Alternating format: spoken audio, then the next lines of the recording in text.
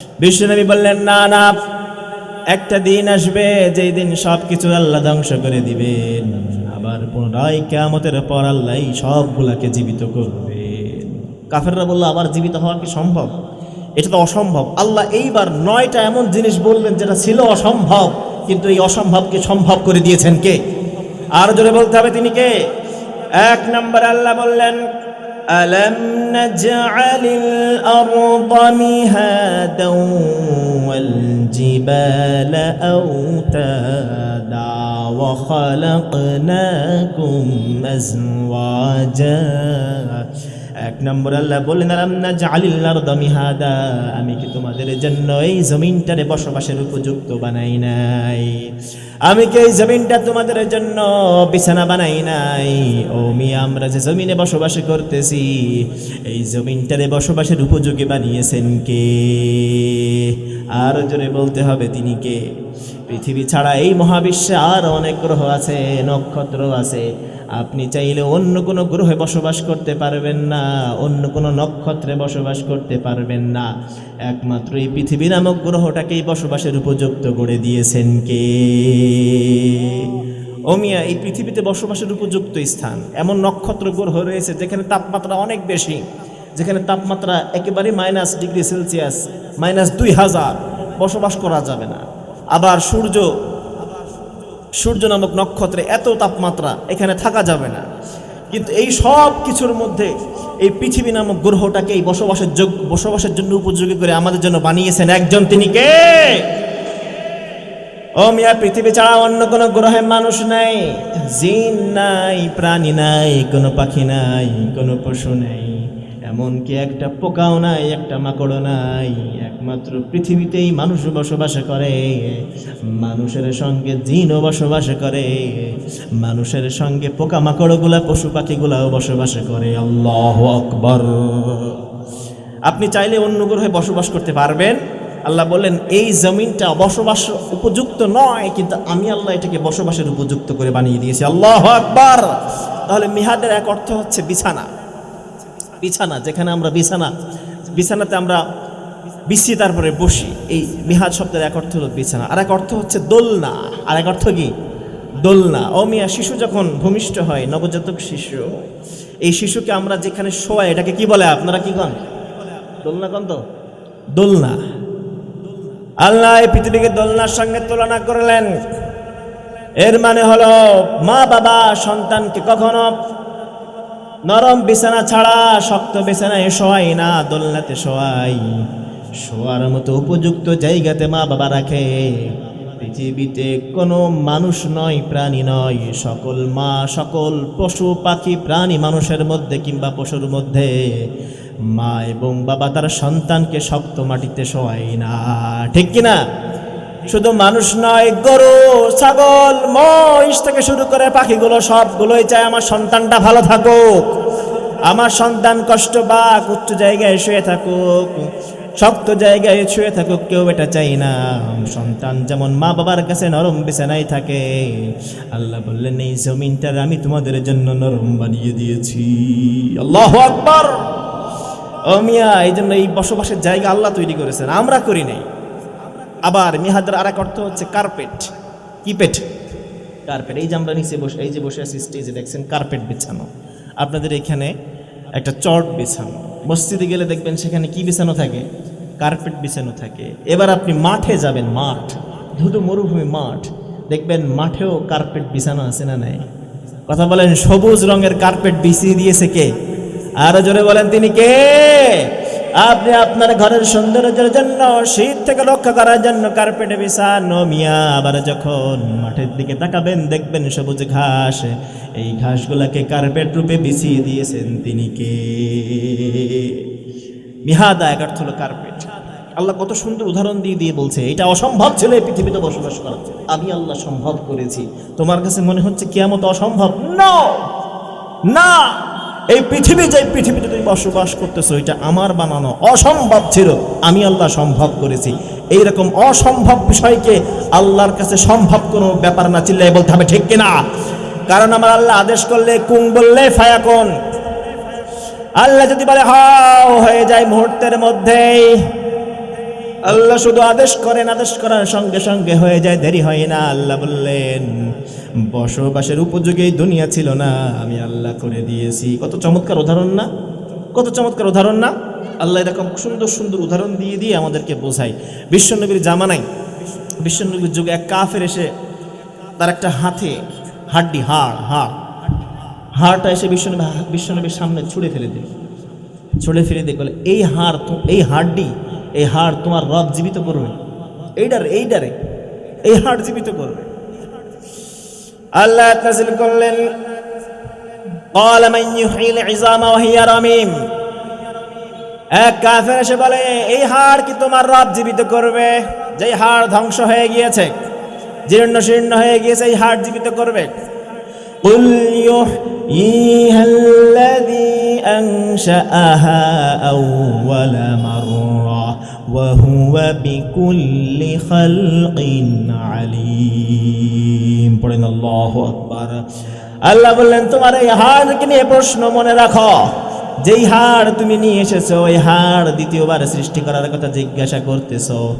যেই হাড় দ্বিতীয়বার সৃষ্টি করার কথা তুমি জিজ্ঞাসা করতেছিল, প্রথমবার ওই হাড়কে সৃষ্টি করেছিল কে? প্রথমবার যেই হাড়টাকে প্রথমবার যিনি সৃষ্টি করেছেন, দ্বিতীয়বার ওই হাড়কে তার জন্য সৃষ্টি করা সহজ না কঠিন? আর জোরে কান, সহজ না কঠিন? এক নম্বর নাবা মানে হলো প্রতিদান দেওয়া। আল্লাহ বললেন ফাকাদ কাযাবু ফাসায়াতিহিম আনবাউ মা কানু বিহি ইস্তাহজিউন। আল্লাহ বললেন তারা কাযাব, তারা মিথ্যা বলেছে আমার নবীদেরকে। ফাসায়াতিহিম আনবাউ, অচিরেই প্রতিদান আসবে কিয়ামতের দিন। মা কানু বিহি ইস্তাহজিউন, যেই ঠাট্টা তারা আমার নবীদের সঙ্গে করেছে, ওই দিন সব ঠাট্টার প্রতিদান দিবেন কে? আর জোরে বলতে হবে তিনি কে? এরপরে দুই নম্বরে নাবা মানে হলো সংবাদ, খবর, নিউজ প্রেজেন্ট করা। দেখেন না মাঝে মাঝে টিভিতে দেখেন আপনারা, নিউজ প্রেজেন্ট করে, সংবাদ প্রদর্শন করে, সংবাদ দেয়। কোনো একজন নিউজ প্রেজেন্ট করে আজকের দিন অমুক ঘটনা ঘটছে, গতকাল এই ঘটনা ঘটছে, দিন তারিখ ক্ষণ সময় উল্লেখ করে করে তারপর আমাদেরকে নিউজ দেয়, আছে না নাই?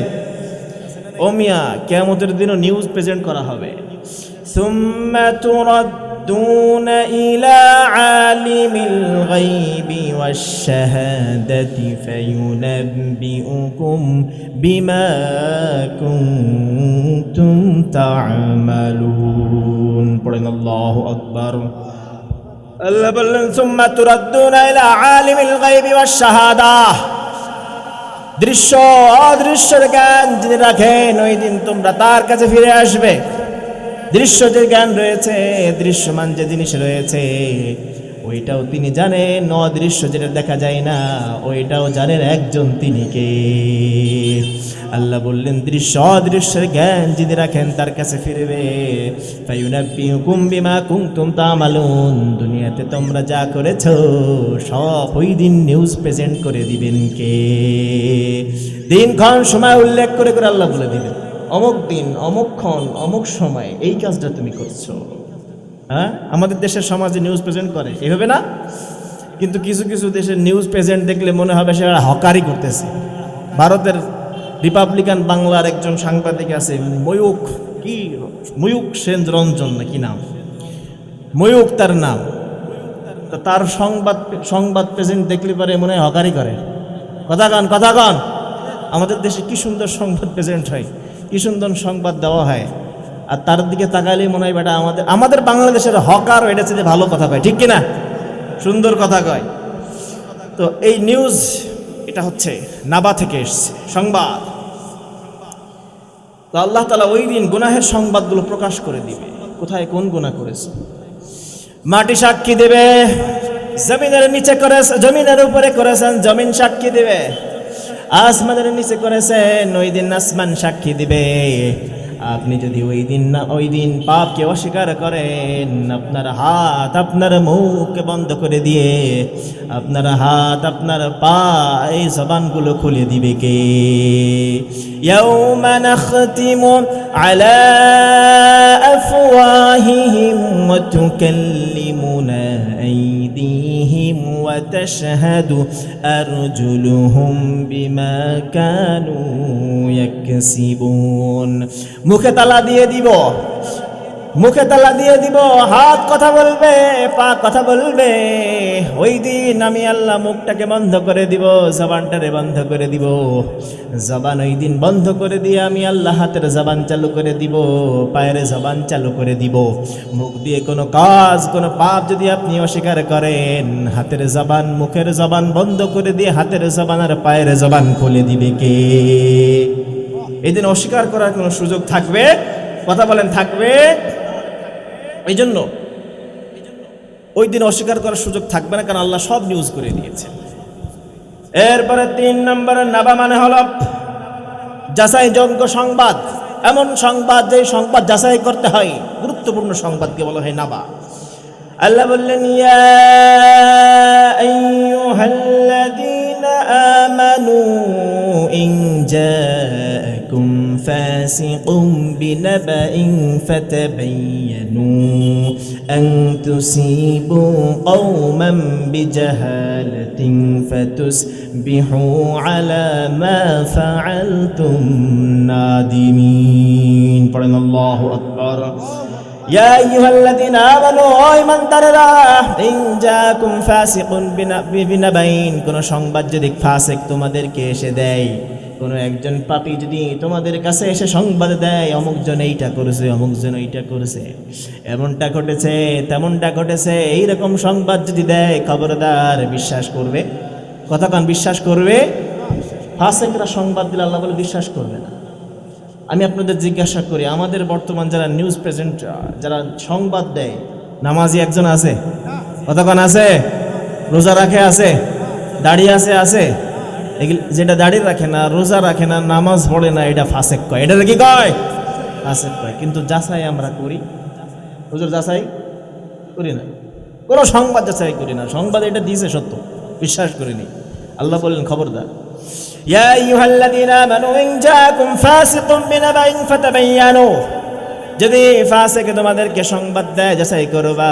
কোনো গুরুত্বপূর্ণ সংবাদ যদি ফাসিক এসে দিয়ে যায়, বিশ্বাস করবে। কতক্ষণ বিশ্বাস করবে? আল্লাহ বল যাচাইযোগ্য সংবাদকে বলা হয় নাবা। তাহলে যাচাই করা ছাড়া, ভেরিফাই করা ছাড়া সংবাদ যাচাই না করে বিশ্বাস করা যাবে? বিশ্বাস করা যাবে না। কিন্তু আমরা পাবলিকরা আল্লাহ ও তার রসুলের সংবাদ, আল্লাহ তার রসুলের দেওয়া সংবাদকে বিশ্বাস করি না। এই নিউজ প্রেজেন্টার ফাসেক যারা, এদের সংবাদকে আমরা অনেক বড় মহাসংবাদ মনে করি। কোন তথ্য যদি আল্লাহ দেয় ওইটা আমরা মানি না, কোন তথ্য যদি বিশ্বনবী দেয় ওইটা আমরা বিশ্বাস করতে পারি না। সংবাদ প্রেজেন্টার যদি সংবাদ দিয়ে বলে দেশে এইটা ঘটছে, ওইটা ঘটছে, সবাই আমরা বিশ্বাস করিনি। অথচ বিশ্বনবী বললেন, আসদাকুল হাদিসি কিতাবুল্লাহ, সবচাইতে সত্য কথা বলেন আমার আল্লাহ। আল্লাহর চাইতে সত্যবাদী আর কেউ হতে পারে? কথাবান হতে পারে? আল্লাহর পরে সবচেয়ে সত্যবাদী হলে বিশ্বনবী মুহাম্মদ সাল্লাল্লাহু আলাইহি ওয়াসাল্লাম। কারণ বিশ্বনবী কোনো কথা নিজ থেকে বানিয়ে বলে না, বিশ্বনবী কোনো কথা নিজ থেকে মন গড়া বলে না। বিশ্বনবী সহ সব নবীরা একটা হেডকোয়ার্টার থেকে কথা বলে, চিৎকার করে বলতে হবে হেডকোয়ার্টারটা কার? ওয়ামা ইয়ানতিকু আনিল হাওয়া ইন হুয়া ইল্লা ওয়াহয়ুন ইউহা। আল্লাহ বললেন আমার নবী নিজ থেকে মন গড়া কোনো কথা বানিয়ে বলে না, নিজের প্রবৃত্তি থেকে কোনো কথা বলে না। সব নবীরা, আমার নবী একটা হেডকোয়ার্টার থেকে কথা বলে, সেইটা হলো ওহী। ঠিক কিনা? এই জন্য সবচেয়ে সত্য সংবাদ হলো আল্লাহ, এরপরে সবচেয়ে সত্য সংবাদ হলো বিশ্বনবী মুহাম্মদ সাল্লাল্লাহু আলাইহি ওয়াসাল্লাম। আবার এই নবী শব্দের অর্থই হলো সংবাদ। সংবাদ যিনি দেন, নাবাউন থেকে এসছে সংবাদ, সেখান থেকে নবী। তাহলে 3 নম্বর হলো সংবাদ, যাচাইযোগ্য সংবাদ। 4 নম্বর নাবা মানে হলো মহাসংবাদ, কিয়ামতের সংবাদ। কিয়ামতের সংবাদকে নাবা বললেন আল্লাহ, আম্মা ইয়াতাসাআলুনা আনিন নাবাইল আযীমিল্লাযী হুম ফীহি মুখতালিফুন। আল্লাহ বললেন কি সম্পর্কে তারা আপনার কাছে জিজ্ঞাসা করে, আনিন নাবাইল আযীম, কিয়ামত সম্পর্কে, মহাসংবাদ সম্পর্কে। নাবা মানে মহাসংবাদ, কিয়ামতের সংবাদ। কিয়ামতের এই সংবাদকে বলা হয় নাবা। আল্লাহ বললেন চতুর্থ নাবা শব্দের অর্থ হচ্ছে মহাসংবাদ, প্লাবনের সংবাদ, মহা সর্বশেষ ধ্বংসশীল সংবাদ নাবা। এই মোট চারটা অর্থ নাবা। আজকের সূরা তাফসীর সূরা নাবা থেকে, এই নাবা সূরার মধ্যে আল্লাহ তাআলা 9টা তার কিয়ামতের দলিল দিয়েছেন। কিয়ামতের দলিল দিয়েছেন, কিয়ামত যে হবে এটা দলিল প্রমাণ সাপেক্ষে আল্লাহ 9টা দলিল পেশ করেছেন। কয়টা? 9টা। আমি 9টাই বলতে চাইছিলাম প্রথমে, কিন্তু এখন যা অবস্থা, রাত যা হয়ে গেছে, এখন 9-এর অর্ধেক কত? 9-এর অর্ধেক কত? 4.5টা বলবো। এরপরে 4.5টা শুনতে হলে আপনাকে আরো 1 বছর হয়তো অপেক্ষা করতে হবে, অথবা আশপাশে প্রোগ্রাম থাকলে যাইবেন, নাইলে পাইতেন না, কিচ্ছু করার নেই। কারণ রাত যা বেশি, এত সময় আলোচনা আপনারাও থাকবেন না, আর আমারও থাকা হবে না। 4.5টা শুনলেও আমাদের লাভ আছে না নাই? কথা কন আছে না নাই? তো নাবা মানে হলো সংবাদ। এই সূরার এক নাম হচ্ছে নাবা। এর এই সূরার আরেকটা নাম আছে, সূরাতুল মু'সিরাত। মু'সিরাত মানে হচ্ছে এমন মেঘ যে মেঘের মধ্যে পানি থাকে, বৃষ্টি থাকে। মিয়া আকাশে অনেক সময় মেঘ উড়ে বেড়ায়, কিন্তু সব মেঘে বৃষ্টি দেয়? কতক্ষণ বৃষ্টি দেয়? সব মেঘে বৃষ্টি নামে না। মু'সিরাত মানে হলো এমন মেঘ যেই মেঘ থেকে বৃষ্টি নামে। আল্লাহ বললেন ওয়া আনজালনা মিনাল মু'সিরাতি মাআন সাজ্জাজা। আমি আল্লাহ মু'সিরাত থেকে, আমি আল্লাহ বৃষ্টি হয়, মেঘ থেকে বৃষ্টি নামাই, পানি নামাই। এই যে খোলা মাথার উপরে আকাশ দেখতে পাই, এই যে মাথার উপরে আকাশ, মেঘগুলো উড়ে বেড়ায়, মেঘগুলো ঘুরে বেড়ায়। এই মাথার উপরে বিশাল আকাশ থেকে মেঘ যখন ডাকে, আমাদেরকে বৃষ্টি দিয়ে ভিজিয়ে দেয় কে? আর জোরে বলতে হবে তিনি কে? সব সময় আপনি চাইলেই বৃষ্টি হয় না। দেখবেন বিশাল বৃষ্টির জন্য আবহাওয়া হয়েছে, বিশাল বৃষ্টির জন্য আকাশে ঘন ঘটা মেঘ হয়েছে, বিশাল ঘন ঘটা মেঘ। মেঘে মনে হয় কি বৃষ্টি হবে, হঠাৎ দেখলেন আস্তে আস্তে বাতাসটা এসে সব মেঘগুলো উড়িয়ে নিয়ে চলে গেছে, বৃষ্টি হয় না। কারণ বৃষ্টি একজনের কথাই নামে, চিৎকার করে বলতে হবে তিনি কে? মিয়া তার কথায় বৃষ্টির নামে। তিনি চাইলেই বৃষ্টি হয়, তিনি না চাইলে বৃষ্টি বন্ধ হয়ে যায়। তিনি চাইলেই বৃষ্টি হয়, তিনি না চাইলে খরা হয়ে আমাদেরকে মরতে হয়। চিল্লায় বলতে হবে ঠিক কিনা? এজন্য আল্লাহ আমাদেরকে পানি দেন। আবার উপরের পানির মালিকও আমার রব, নিচ থেকে যে পানি ওঠে ওই পানিরও মালিক কে? যেই পানি উপর থেকে নামে ওই পানি আল্লাহ নামায়। আবার যেই পানি আমরা পাম্পের মাধ্যমে নিচ থেকে বের করি, এই পানির মালিকও আমরা কেউ নয়, এই পানির মালিকও আমার রব। قل أرأيتم إن أصبح ماؤكم غورا فمن يأتيكم بماء معين পড়েন আল্লাহু আকবার। আল্লাহ বলেন আসবাহ মাকুম গাওরান, হঠাৎ যদি একদিন দেখো পানি লেয়ার থেকে নিচের দিকে নেমে গিয়েছে, পানি তার লেয়ারে নাই, লেয়ারের দিক থেকে নিচের দিকে নামতেছে, তোমরা তখন কোত্থেকে পানি পাবা বলো? আল্লাহ যদি পানিটা নিচের দিকে নামিয়ে নেয়, পৃথিবীর কোনো শক্তি পানি উপরের দিকে ওঠানোর ক্ষমতা কারো আছে নাকি? আর জোরে বলেন আছে নাকি? আছে আছে আছে। বগুড়ার মানুষের মনে হয় আছে। পানি যদি নিচের দিকে জায়গা, আপনি উঠাইতে পারবেন? আর পারবেন? কথা কন না কেন? জিমাই গেছেন নি? আর যুবকগুলো কই? আমার দাওয়াত দিয়েছিল যুবকরা। আমি তো যুবকদেরকে নিয়ে কাজ করি। যুবকরা এই দেশের জন্য আইডল, যুবকরা এই দেশের জন্য এখন আদর্শ। এই যুবকরাই স্বৈরাচারের পতন ঘটিয়েছে। চিল্লায় বলতে হবে ঠিক কিনা? যত বড় বড় লেকচার আপনি দেন না কেন, 16 বছরও যেই কাজ করতে পারেননি আমাদের যুবক ভাইরা 36 দিনে সেই কাজ করে দেখিয়েছে। কথা বলেন। এই জেনজি মারাত্মক জিনিস, এটা যারে ধরে তারে ছাড়ে। কথা কোন ছাড়ে? যাদের মাইকের আওয়াজ যে জেনজির কানে যাচ্ছে, আপনার কাছে আমার রিকোয়েস্ট থাকবে, আপনি চলে আসেন, প্যান্ডেলের নিচে চলে আসেন। সামান্য কিছু সময় বসেন, লেকচার শোনেন, এরপরে চলে যান। অথবা এই জাতি ভবিষ্যৎ আপনার যে লিডারশিপ, আপনার নেতৃত্ব, এটা অপছন্দ করবে, পছন্দ করবে না। কারণ আপনি এই ধর্মীয় শিক্ষায়, আপনি ধর্মীয় মানহাজে বড় হলেই আপনাকে মানুষ লিডার হিসেবে মেনে নেবে, চিল্লায় বলতে হবে, ঠিক কিনা? তার জ্বলন্ত প্রমাণ হচ্ছে আমাদের ভাই শহীদ শরীফ উসমান হাদি রহিমাহুল্লাহ, ঠিক কিনা? ও মিয়া, লড়াই করে, যুদ্ধ করে ভূখণ্ড দখল করা যায়, দিনের ভোট রাতে চুরি করে ক্ষমতার মস্তদের চেয়ারে বসা যায়, কোনো এক সরকারকে গণ অভ্যুত্থান ঘটিয়ে নামিয়ে নিজে সরকার হওয়া যায়, কিন্তু নিজের আদর্শ দেখিয়ে, ভালোবাসা, দেশপ্রেম দেখিয়ে কোটি কোটি মানুষের হৃদয় জহজ করা, হৃদয়টাকে জয় করে নেওয়া সহজ হয় না, ঠিক কিনা? আর এই অসাধ্যকে সাধ্য করেছিলেন আমাদের ভাই শহীদ বীর শরীফ উসমান হাদি রাহিমাহুল্লাহ। আল্লাহ তাকে জান্নাতের উঁচু মাকাম নসিব করুক, পড়ে না আমিন। শহীদ হিসাবে আল্লাহ কবুল করে নিক, পড়ে না আমিন। এখন আর যুবকরা নীল পদ্মের হিমু হতে চায় না, এখন তো যুবকরা শহীদ শরীফ উসমান হাদি হতে চায়, ঠিক কিনা?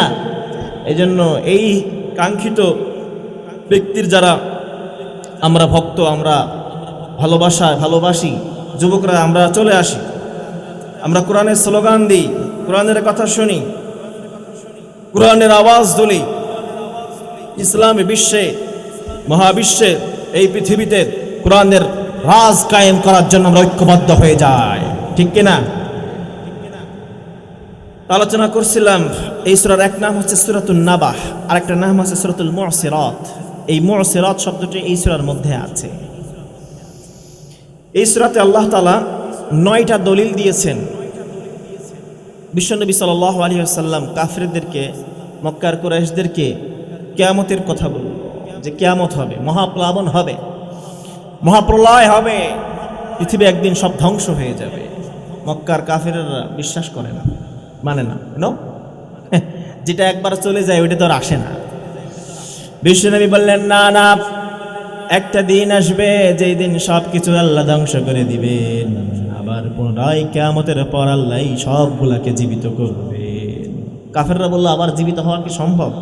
এটা তো অসম্ভব। আল্লাহ এইবার 9টা এমন জিনিস বললেন যেটা ছিল অসম্ভব, কিন্তু এই অসম্ভবকে সম্ভব করে দিয়েছেন কে? আর জোরে বলতে হবে, তিনি কে?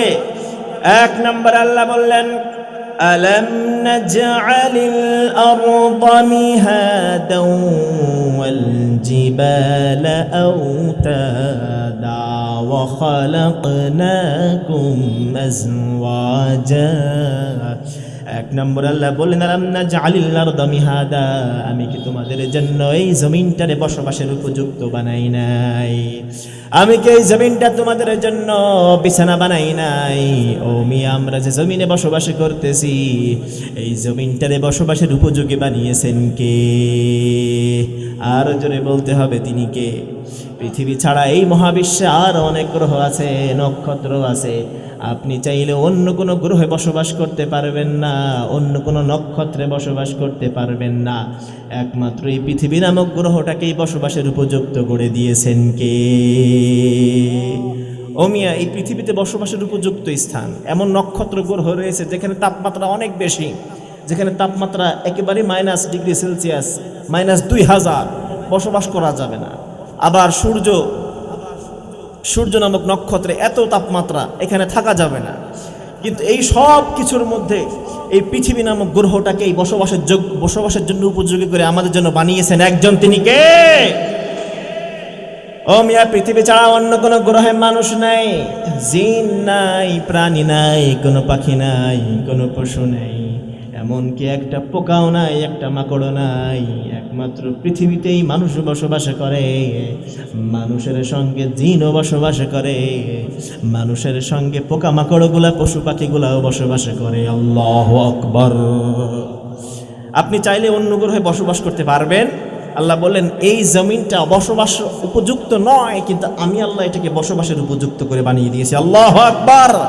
তাহলে মিহাদের এক অর্থ হচ্ছে বিছানা, যেখানে আমরা বিছানাতে আমরা বিছিয়ে তারপরে বসি। এই মিহাদ শব্দের এক অর্থ হলো বিছানা, আর এক অর্থ হচ্ছে দোলনা। আর এক অর্থ কি? দোলনা। ও মিয়া, শিশু যখন ভূমিষ্ঠ হয়, নবজাতক শিশু, এই শিশুকে আমরা যেখানে শোয়াই এটাকে কি বলে? আপনারা কি কন? দোলনা কন তো? দোলনা। আল্লাহ এই পৃথিবীকে দোলনার সঙ্গে তুলনা করলেন। এর মানে হলো মা বাবা সন্তানকে কখনো নরম বিছানা ছাড়া শক্ত বিছানায় শোয়াই না, দোলনাতে শোয়াই। শোয়ার মতো উপযুক্ত জায়গাতে মা বাবা রাখে। পৃথিবীতে কোনো মানুষ নয়, প্রাণী নয়, সকল মা, সকল পশু পাখি প্রাণী মানুষের মধ্যে কিংবা পশুর মধ্যে মা এবং বাবা তার সন্তানকে শক্ত মাটিতে শোয়ায় না, ঠিক কিনা? শুধু মানুষ নয়, গরু, ছাগল, মহিষ থেকে শুরু করে পাখিগুলো সবগুলোই চায় আমার সন্তানটা ভালো থাকুক, আমার সন্তান কষ্ট পাক, উচ্চ জায়গায় শুয়ে থাকুক, শক্ত জায়গায় শুয়ে থাকুক, কেউ এটা চাই না। সন্তান যেমন মা বাবার কাছে নরম বিছানায় থাকে, আল্লাহ বললেন এই জমিনটার আমি তোমাদের জন্য নরম বানিয়ে দিয়েছি। আল্লাহু আকবার। ও মিয়া, এই জন্য এই বসবাসের জায়গা আল্লাহ তৈরি করেছেন, আমরা করি নাই। আবার মিহাদের আর এক অর্থ হচ্ছে কার্পেট। কি পেট? কার্পেট। এই যে আমরা নিচে বসে, এই যে বসে আছি স্টেজে, দেখছেন কার্পেট বিছানো। আপনাদের এখানে একটা চট বিছানো। মসজিদে গেলে দেখবেন সেখানে কি বিছানো থাকে? কার্পেট বিছানো থাকে। এবার আপনি মাঠে যাবেন, মাঠ, ধুধু মরুভূমি মাঠ, দেখবেন মাঠেও কার্পেট বিছানো আছে না নাই? কথা বলেন, সবুজ রঙের কার্পেট বিছিয়ে দিয়েছে কে? আরো জোরে বলেন, তিনি কে? আপনি আপনার ঘরের সৌন্দর্যের জন্য, শীত থেকে রক্ষা করার জন্য কার্পেটে বিছানো মিয়া। আবার যখন মাঠের দিকে তাকাবেন দেখবেন সবুজ ঘাস, এই ঘাসগুলাকে কার্পেট রূপে বিছিয়ে দিয়েছেন তিনি কে? মিহাদা এক অর্থ হলো কার্পেট। আল্লাহ কত সুন্দর উদাহরণ দিয়ে দিয়ে বলছে এটা অসম্ভব ছিল এই পৃথিবীতে বসবাস করা, আমি আল্লাহ সম্ভব করেছি। তোমার কাছে মনে হচ্ছে কিয়ামত অসম্ভব? না, এই পৃথিবী, যে পৃথিবীতে তুমি বসবাস করতেছো এটা আমার বানানো, অসম্ভব ছিল, আমি আল্লাহ সম্ভব করেছি। এইরকম অসম্ভব বিষয়কে আল্লাহর কাছে সম্ভব কোনো ব্যাপার না, চিল্লাই বলতে হবে, ঠিক কিনা? কারণ আমার আল্লাহ আদেশ করলে কুং বললে ফায়াকুন। আল্লাহ যদি বলে হাও, হয়ে যায় মুহূর্তের মধ্যেই। আল্লাহ শুধু আদেশ করেন, আদেশ করার সঙ্গে সঙ্গে হয়ে যায়, দেরি হয় না। আল্লাহ বললেন বসবাসের উপযোগী দুনিয়া ছিল না, আমি আল্লাহ করে দিয়েছি। কত চমৎকার উদাহরণ না? কত চমৎকার উদাহরণ না? আল্লাহ এরকম সুন্দর সুন্দর উদাহরণ দিয়ে দিয়ে আমাদেরকে বোঝায়। বিশ্বনবীর জামানায়, বিশ্বনবীর যুগে এক কাফের এসে তার একটা হাতে হাড্ডি, হাড়টা এসে বিশ্বনবীর সামনে ছুঁড়ে ফেলে দিল। ছুঁড়ে ফেলে দিয়ে বলে এই হাড় তোমার রব জীবিত করবে, এইডারে এই হাড় জীবিত করবে। আল্লাহ নাযিল করলেন قال من يحيي العظام وهي رميم। এক কাফের এসে বলে এই হাড় কি তোমার রব জীবিত করবে? যে হাড় ধ্বংস হয়ে গিয়েছে, জীর্ণ শীর্ণ হয়ে গিয়েছে, এই হাড় জীবিত করবে। قل يحييها الذي أنشأها أول مرة وهو بكل خلق عليم। পড়েন আল্লাহু আকবার। আল্লাহ বললেন তোমার এই হাড়কে নিয়ে প্রশ্ন মনে রাখো, যেই হাড় তুমি নিয়ে এসেছো ওই হাড় দ্বিতীয়বার সৃষ্টি করার কথা জিজ্ঞাসা করতেছো। যেই হাড় দ্বিতীয়বার সৃষ্টি করার কথা তুমি জিজ্ঞাসা করতেছিল, প্রথমবার ওই হাড়কে সৃষ্টি করেছিল কে? প্রথমবার যেই হাড়টাকে প্রথমবার যিনি সৃষ্টি করেছেন, দ্বিতীয়বার ওই হাড়কে তার জন্য সৃষ্টি করা সহজ না কঠিন? আরো জোরে কান, সহজ না কঠিন? আল্লাহ বললেন প্রথমবার যিনি সৃষ্টি করেছেন দ্বিতীয়বার তিনি সৃষ্টি করবেন। আল্লাহু আকবার। কত সুন্দর উদাহরণ দিয়ে দিয়ে আল্লাহ আমাদেরকে বোঝান। ওমিয়া বোঝার চেষ্টা করেন। আমার আলোচনাগুলো আপনারা ইউটিউবে শুনেছেন কিনা আমি জানি না। আমি গোছালো ধারাবাহিক একটা হচ্ছে পার্ট একটার পরে একটা সিরিয়াল মেনটেন করে কথা বলি সব জায়গাতে। গত পরশু প্রোগ্রাম ছিল কিশোরগঞ্জ, সেখানে আলোচনা করি। তার আগে ছিল ঝিনাইদহ। একটু বুঝতে হবে, একটু নিজের ইন্টেলেক্ট খাটাতে হবে, মেধা খাটাতে হবে, একটু সিরিয়াল মেনটেন করে চলতে হবে, একটার পরে একটা। আল্লাহ তাআলা কীভাবে আমাদেরকে বোঝাচ্ছেন, দেখো কিয়ামত অসম্ভব মনে হচ্ছে, আমি আল্লাহ সম্ভব করে দিব। কারণ এমন কিছু আমি সম্ভব করেছি যা তোমার চোখের সামনে ঘটতেছে আর তুমি এটা দেখতেছো। এক নম্বর বলেন আল্লাহ পৃথিবীটাকে মিহাদ বানিয়েছি, বিছানা বানিয়েছি, বসবাসের উপযোগী করে তুলেছি। এরপরে 2 নাম্বারটা শুনলে আপনি চমকে যাবেন। আল্লাহ বললেন ওয়াল জিবালা আওতাদা। আর তারা কি লক্ষ্য করে দেখে না, আমি আল্লাহ পাহাড়গুলোকে দিয়ে পেরেক মেরে দিয়েছি। তারা কি দেখে না এই যে পাহাড়গুলোকে আমি আল্লাহ মেরে দিয়েছি, ও মিয়া এই জমিনটাকে স্থির রাখার জন্য পাহাড় দিয়ে এইটাকে পেরেক মেরেছেন কে? আরো জোরে বলতে হবে তিনি কে? বলেন বলেন, পাহাড় তৈরি করেছেন কে? পাহাড়কে তৈরি করতে পারবে? কোন কেউ পারবে? হ্যাঁ, জর্জ ডব্লিউ বুশ পারবে? হ্যাঁ, আমেরিকার প্রেসিডেন্ট এই যে বর্তমানে আছে, কি নাম, ডোনাল্ড ট্রাম্প, পারবে? সে পারবে? পারবে? লুই আই কান এদেশের জাতীয় সংসদ নির্মাণ করেছিল, সে কি পারবে? হ্যাঁ, অ্যাডান স্মিথ, উডস বাগোটার, এরা বুর্জ খলিফা, নাখিল টাওয়ার, বড় বড় টাওয়ার এরা তৈরি করছিল। এরপরে স্টিভেন সাবস্টার তৈরি করেছিল হচ্ছে Eiffel tower, Petronas twin tower তৈরি করেছিল সিজার পেল্লি।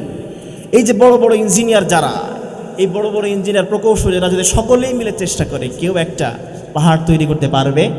কথা বল, পারবে? বিশাল বিশাল বিল্ডিং এরা নির্মাণ করতে পারবে, কিন্তু একটা পাহাড় তৈরি করা কারোর পক্ষে সম্ভব?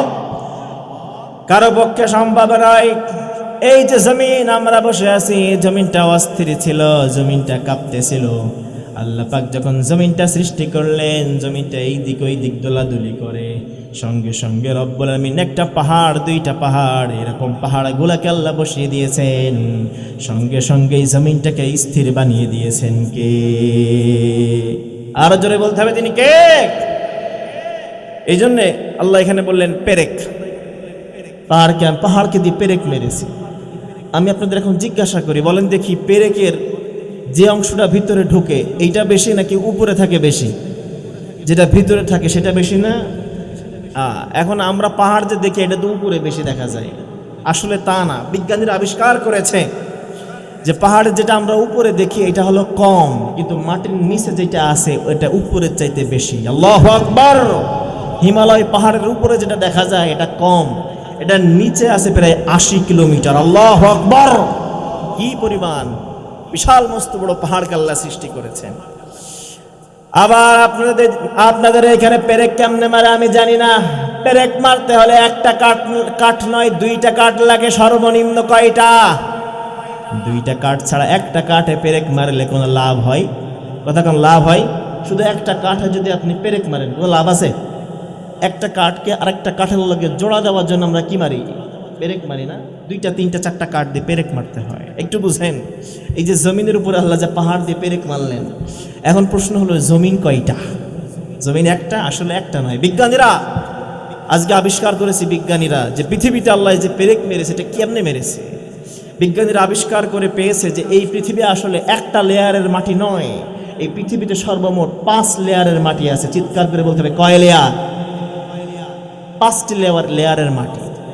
কেক দেখছেন, জন্মদিনে কেক আপনাদের এদিকে বানাই, বার্থ যে কেক, এই কেকে দেখবেন এক এক লেয়ারে এক এক রঙের কেক তৈরি করা থাকে, মাখন দেওয়া থাকে। এই যে কেকের যেমন লেয়ার থাকে, আমরা যে জমিনে বসবাস করতেছি এই জমিনেরও 5টি লেয়ার আছে। কয়টা? 5টি লেয়ার আছে। প্রথম হচ্ছে ও হরাইজন, ভূত্বক। এই ভূত্বক, আমরা যে মাটিতে বসবাস করি এটাকে বলে ভূত্বক, ও হরাইজন। এটার উপরে পচনশীল জিনিসগুলো পচে যায়, এখানে পশু পাখিরা হাঁটি আমরা। 2 নম্বর আছে এ হরাইজন, যেটাকে বলে টপ সয়েল। দেখবেন অনেক সময় আপনাদের এদিকে আসে কিনা জানি না, আমাদের ওইদিকে মাঝে মাঝে মাটি পরীক্ষা করার জন্য যায়, যারা যায় তারা এই টপ সয়েল নেয়, উপর থেকে মাটি নেয়। তো এটাকে বলে টপ সয়েল, মাটির গাছের শিকড় যেখানে গিয়ে পৌঁছায় এটা হচ্ছে topsoil. 3 number B horizon, subsoil. এখানে অনেক বড় বড় গাছের শিকড় পৌঁছাতে পারে, ছোট গাছের শিকড় এখানে পৌঁছাতে পারে না। এবং খনিজ পদার্থগুলি এখানে পাওয়া যায়। ও মিয়া, আমাদের দেশেও খনিজ পদার্থ আছে না নাই? আরো জোরে বলেন, আছে না নাই? এগুলো দিয়েছেন কে? এই ক্যাটাগরির এই লেয়ারের মাটির নাম হচ্ছে বি হরাইজন, সাবসয়েল। এখানে খনিজ পদার্থ থাকে, বিভিন্ন পদার্থ থাকে। এর নিচে আছে সি হরাইজন, পাথরে শক্ত চটচটে মাটি। এরপরে সর্বশেষ মাঝখানে যেটা থাকে এটা হচ্ছে কোর বা বেডরক, শক্ত লেয়ারের মাটি। এই 5 প্রকার মাটি আল্লাহ সৃষ্টি করেছেন, 5 লেয়ারের মাটি সৃষ্টি করেছেন। এই 5 লেয়ারের মাটিটাকে আল্লাহ তাআলা একবারে পেরেক মারার জন্য পাহাড়কে ব্যবহার করেছেন। আল্লাহু আকবার। আর জোরে বলতে হবে আল্লাহু আকবার। ও মিয়া, এই পৃথিবী সৃষ্টি করার পর পৃথিবী নড়ে। এই পৃথিবী স্থির থাকে না, পৃথিবীটা নড়তে শুরু করে দেয়। এই পৃথিবী যখন নড়তে শুরু করে, রব্বুল আলামিন পাহাড়গুলো বসিয়ে দিলেন। পাহাড়গুলো বসিয়ে দিলে দেওয়ার সঙ্গে সঙ্গে পৃথিবী ঠান্ডা হয়ে যায়। পৃথিবী এখন আর নড়ে না, পৃথিবী নড়ে না, পৃথিবী স্থির হয়ে যায়। ফেরেশতারা জিজ্ঞাসা করে, ইয়া রব্বাল আলামিন, হাল মিন খালকিকা শাইউন আশাদ্দু মিনাল জিবাল। ফেরেশতারা সারপ্রাইজ হয়ে যায় আর বলে, ও আল্লাহ, এই যে পাহাড় আপনি সৃষ্টি করেছেন, পাহাড়গুলো মাটির সঙ্গে দেওয়ার সঙ্গে সঙ্গে স্থির হয়ে গেল। এই পাহাড়ের চাইতে শক্তিশালী কোনো সৃষ্টি আপনার আছে নাকি? কি শক্তিশালী জিনিস! এত বিশাল পৃথিবী টলমল করে হঠাৎ স্টিল হয়ে গেল। পাহাড় এত শক্ত, এর চাইতে শক্তিশালী কিছু আছে আল্লাহ? আল্লাহ ডেকে বললেন, নাম আন্নার, আগুন আছে। আল্লাহ বললেন, আল হাদিদ, ক্বালা নাআম আল হাদিদ। আল্লাহ বললেন, না, লোহা আছে। যে লোহা দ্বারা পাহাড়গুলোকে কেটে ফেলা যায়, যে লোহা দ্বারা পাহাড়গুলোকে ভেদ করা যায়, পাহাড়গুলোকে ছেদ করা যায়, পাহাড়গুলোকে কেটে ফেলা যায়।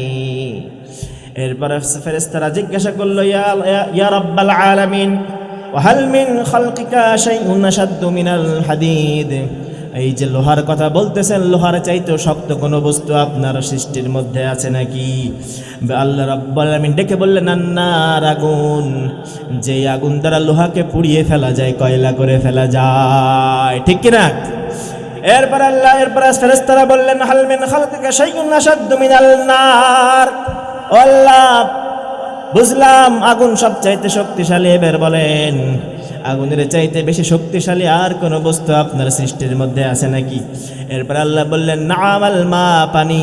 এই পানি দ্বারা আগুনটাকে নিভিয়ে দেওয়া যায়, করেন ঠিক কিনা? এরপরে ফেরেশতারা জিজ্ঞাসা করলেন, ইয়া রাব্বাল আলামিন, ওয়া হাল মিন খালকিকা শাইউন আশাদ্দু মিনাল মা। পানির চাইতেও শক্তিশালী কোন সৃষ্টি আপনার মধ্যে আছে নাকি বলেন? আল্লাহ যখন বললেন, আর রিহ, নাআম আর রিহ, হ্যাঁ, রিহ আছে, বাতাস আছে, পানির চাইতেও বেশি শক্তিশালী। কারণ এই বাতাস পানিটাকে এক পাশ থেকে নিয়ে যে আর এক পাশে নিয়ে চলে যায়, ঠিক কিনা? এরপর আল্লাহ বললেন, আল্লাহ বললেন, ও আমার ফেরেশতারা, হ্যাঁ, সবচেয়ে শক্তিশালী হলো বাতাস। আবার এই বাতাসের মধ্যেও বাতাসের চাইতে শক্তিশালী একটা বস্তু আছে। বাতাসের চাইতে শক্তিশালী একটা আমি আল্লাহ মাখলুক সৃষ্টি করেছি। নাআম ইবনু আদম তাসাদ্দাকা বিসাদকাতিন বিয়ামিনিহি ইউখফিহা মিন শিমালিহি। আল্লাহ ফেরেশতাদেরকে ডেকে বললেন, ও ফেরেশতারা, শুনে রাখো, বাতাস হলো সবচেয়ে বেশি শক্তিশালী, কিন্তু এই বাতাসের সঙ্গে পাল্লা দিতে পারে হলো আমার বান্দার সাদকা। আমার বান্দা যদি সাদকা করে, দান করে, আমার কোনো আদম সন্তানের বান্দা যদি কোনো দান করে, সাদকা করে, ডান হাত দিয়ে আর বাম হাত টেনে না পাই, এমন সাদকা ওই বাতাসের চাইতেও বেশি শক্তিশালী। আল্লাহু আকবার।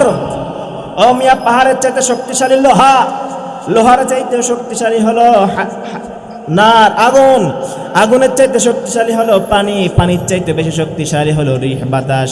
আল্লাহ বললেন, এই বাতাসের চাইতেও বেশি শক্তিশালী হলো আমার বান্দার সাদকা, দান, আমার বান্দার সাদকা। এমন সাদকা বিসাদকাতিন ইয়ামিনিহি, ডান হাতে করে, ইউখফিহা মিন শিমালিহি, কিন্তু বাম হাত টের পায়। কথা বলেন, বাম হাত টের পায়। এজন্য দান গোপনে করা সুন্নাহ, দান গোপনে করে দেওয়ার নিয়ম।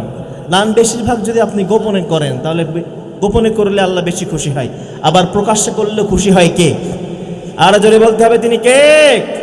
এই জন্য দান করতে হবে মিয়া, দান করতে হবে। আপনার 1 টাকার দান, আপনার অল্প টাকার দান, অল্প কিছু দান, এই অল্প কিছু দানটাকে আল্লাহ বাড়াইতে বাড়াইতে বাড়াইতে বাড়াইতে পাহাড় সম পরিমাণ করে ফেলে।